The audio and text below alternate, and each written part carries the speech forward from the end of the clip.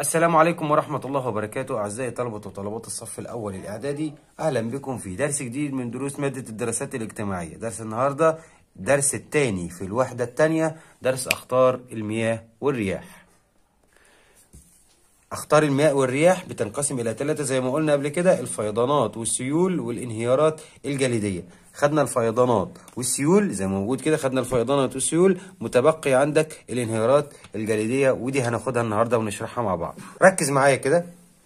الانهيارات الجليدية، ايه هي الانهيارات الجليدية؟ ركز بقى معايا. الانهيارات الجليدية هو تحرك الجليد المتراكم على جوانب الجبال إلى أسفل بسرعة كبيرة وشديدة. كمان مرة، الانهيارات الجليدية هي تحرك الجليد. تحرك الايه؟ الجليد ده بيكون فين؟ متراكم على قمة الجبل أو على جوانب الجبل. تحركه إلى فين؟ إلى أسفل. ببطء ولا بسرعة؟ لا، بسرعة شديدة. يبقى كمان مرة، الانهيارات الجليدية تحرك الجليد المتراكم على جوانب الجبال إلى أسفل بسرعة شديدة، ودي حفظ. فكر معايا بقى.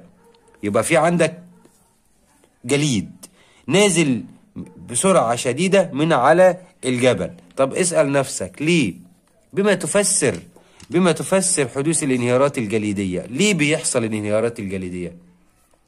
الانهيارات الجليدية يا ولاد بتحصل بسبب تراكم التلج بشكل كثيف على جوانب الجبل.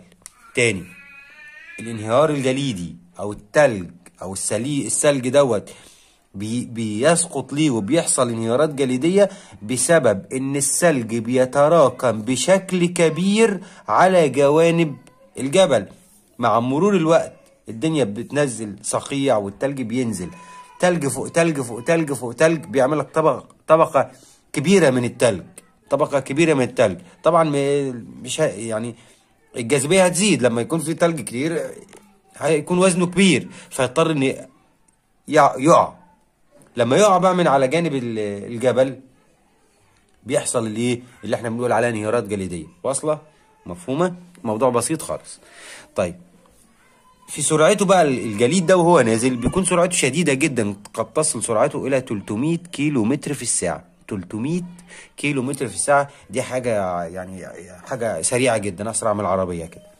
طيب، ماذا يحدث بقى؟ ما النتائج المترتبة؟ النتائج المترتبة على الانهيارات الجليدية. هيحصل إيه لو حصل انهيارات جليدية؟ ده هيحصل مشاكل كبيرة ويحصل خسائر كبيرة. إيه هي؟ رقم 1، تدمير المباني والطرق والمنشآت. لو في صادف الانهيار الجليدي قدامه مبنى أو طريق أو منشأة اللي هي بيت أو أي مبنى، يعني لو حصل الكلام ده إيه اللي هيحصل؟ هينهار طبعا، بسبب طبعا قوة وسرعة الانهيار الجليدي. إيه تاني؟ حدوث الفيضانات. يعني إيه حدوث الفيضانات؟ لو افترضنا إن في نهر موجود في طريق الانهيارات الجليدية، او ان بعد كده التلج ده طبعا هيذوب. طيب، لما التلج يذوب هيؤدي الى ارتفاع مستوى المياه في الانهار، فيحصل بعد كده فيضان، وانت واخد قبل كده الفيضان واضراره ونتائجه. ايه تاني؟ قتل العديد من البشر. لو صادف ان في بشر طبعا في منطقة الانهيار الجليدي، طبعا الموضوع بيكون خطير جدا عليهم وقد يؤدي الى تدمير او قتل العديد من البشر. يبقى لما اجي اقول لك ما النتائج المترتبه على الانهيارات الجليديه، هتقول لي 3 يا مستر. ايه هم؟ تدمير المباني والطرق والمنشآت، حدوث الفيضانات، وقتل العديد من البشر. الجليد طبعا زي ما انت شايف كده في الصوره، الجليد ده اللي هو بترتبط بيه رياضه التزحلق على الجليد، وده طبعا بيكون في المناطق البارده. يعني ايه المناطق البارده؟ المناطق اللي الجو بتاعها بيسمح ان بيكون في تلج، الناس بتروح هناك تقضي رياضه اللي هي التزحلق على الجليد، ودي رياضه مهمه جدا عشان بتجذب السياح ورياضه مفيده جدا. طيب، في سؤال مهم. حد بيقول لي طب يا مستر دلوقتي التلج اللي موجود فوق ما هيفضل تلج مش هيسيح، صح ولا لا؟ طيب، لا، التلج انت عارف ان قمة الجبل، واخد انت قبل كده ان قمة الجبل ان التلج موجود فوق بشكل تلج. ليه؟ بسبب ارتفاع قمة الجبل، لان كل ما ارتفعنا انخفضت درجة الحرارة. طيب، التلج ده دلوقتي حصل له انهيار، وقع. وقع من على التلج نزل تحت، درجة الحرارة أسفل الجبل هتكون مش منخفضة زي أعلى الجبل، فبالتالي التلج مع الوقت هيبدأ إن هو إيه يذوب. لما يذوب المياه دي طبعا هتتدفق إلى الأنهار ويحصل الفيضان. الخطر التاني اللي موجود عندنا أخطار الرياح. إيه الرياح؟ اللي هو الهواء. يا مستر هو الهواء ممكن يشكل خطورة؟ طبعا. ربنا سبحانه وتعالى زي ما خلق المية لها خير، لها اثار ايجابيه، زي ما انت خدت في الفيضان مياه لها اثار ايجابيه ولها اثار سلبيه. البركان حاجه خطيره جدا، له اثار ايجابيه وله اثار سلبيه. الرياح اللي هو الهواء اللي ربنا خلقه نفس الكلام، قد يكون خطرا جدا. الرياح اللي انت شايفها دي وبنستمتع بها بالنسيم الهواء دوت قد يكون خطر جدا اذا كانت سرعه الرياح شديده جدا، ممكن تؤدي ان هي اصلا ممكن انها تقتلع الشجر من مكانه، تشيل العربية من مكانها. ده ممكن يحصل إذا تحولت الرياح إلى أعاصير. إلى إيه؟ أعاصير وعواصف. أعاصير أعواصف. إيه يا مستر ده أنا خفت. إيه أعاصير وعواصف دي؟ هقول لك. الأعاصير هي عواصف هوائية، يعني هواء. دوارة، يعني إيه دوارة؟ يعني هواء بيلف حوالين نفسه. دوارة. حلزونية، يعني بتاخد شكل حلزوني، صغير تحت وكبير فوق. دوارة. عواصف هوائية دوارة حلزونية عنيفة مش هادية يعني، تنشأ في المناطق المدارية عند المحيطات، أو تنشأ عادة فوق المحيطات عند المناطق المدارية، عشان كده بنقول عليها عواصف مدارية. العواصف بتنشأ فوق المحيط وبعد كده بتروح ناحية الإيه؟ اليابس. معنى كده إيه؟ معنى كده إن العواصف دي وهي ماشية بتكون محملة بالمياه، لأنها نشأت وجدت فوق المياه، فوق المحيط، في المناطق المدارية. تخيل بقى ان الهواء ده كله زي موجود كده في الصورة، الهواء ده كله محمل بالمياه. لما يروح عند اليابس بقى وتبدأ العاصفة تهدأ، هتنزل طبعا، هتسقط الامطار ويسبب لك فيضانات. طيب هنحفظ ايه من اللي انا قلته ده كله؟ هتحفظ لي كلمة اعصار.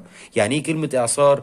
عواصف هوائية دوارة حلزونية تنشأ فوق المحيطات في المناطق المدارية. طب المناطق المدارية دي مناطق باردة ولا مناطق دفيئة؟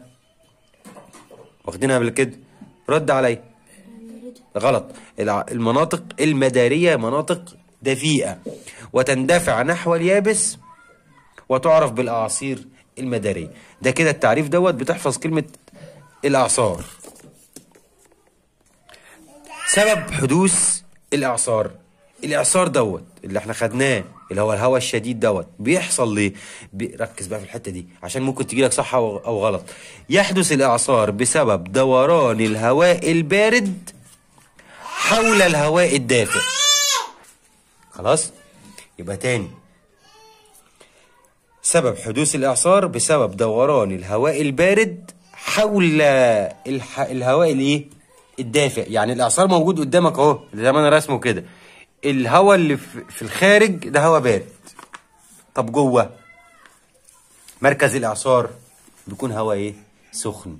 لما يكون هواء سخن وحواليه هواء بارد، الهواء بياخد شكل دوران او شكل حلزوني، فبيقعد يلف حول نفسه فوق المناطق المدارية، فبيعمل لك الإعصار.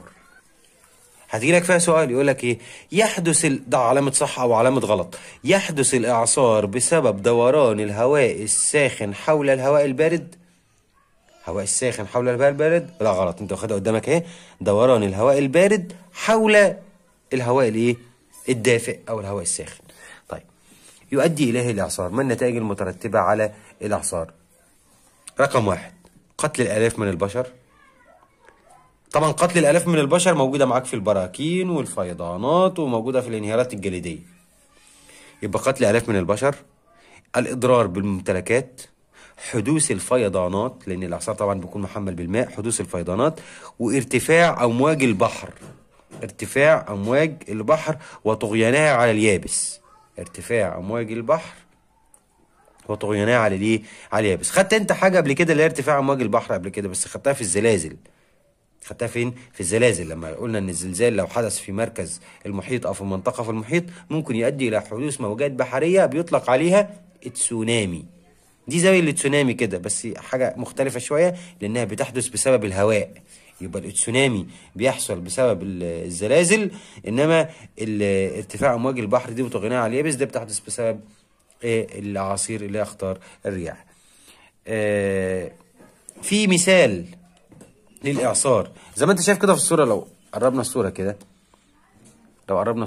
ولو زي ما أنت شايف كده عندك صورة الإعصار أهو. طبعا ده اللي هو الهواء، حاجة شكلها يعني خطير جدا. ادي الهواء اهو، وهو ايه هو ده شكل الايه الاعصار. في مثال عندك بيقول لك ان سنة 2012 حصل اعصار مدمر جدا في الولايات المتحدة الامريكية، وسموه اعصار ساندي. كل اعصار كده بيسموه اسم، يعني اعصار ساندي، اعصار فيكتوريا، اعصار اي اعصار اي اسم يعني. إعصار ساندي سنة 2012 بالولايات المتحدة الأمريكية. طبعا ده خلف ضحايا كتير جدا في المنطقة، في الممتلكات والأفراد. بكده نكون انتهينا من الدرس. أتمنى أن انتم تكونوا استفدتم. شكرا لحسن استماعكم، وأي حد عنده أي سؤال أي تعليق أي استفسار يسيبه تحت وأنا هرد عليه. والسلام عليكم ورحمة الله وبركاته.